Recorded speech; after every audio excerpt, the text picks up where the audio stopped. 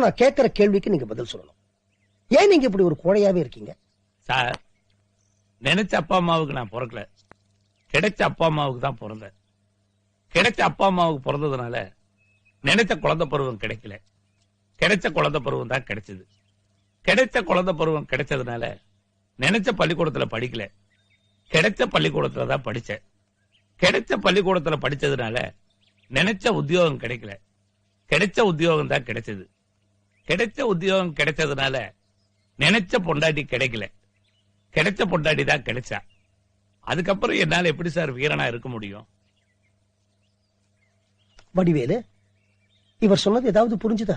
நினைச்ச மனுஷனை நீங்க கொண்டு உட்கார வைக்கல, கிடைச்ச மனுஷனை தான் உட்கார வச்சிருக்கீங்க. கிடைச்ச மனுஷனை உட்கார வச்சதுனால நீங்க நினைச்சபடி அவரால் பேச முடியாது. அவருக்கு கிடைச்சபடி தான் பேசுவாரு. நீங்க பொறுத்து தான் ஆகணும். ஆமை கரெக்ட் மிஸ்டர் நீலகண்டன்?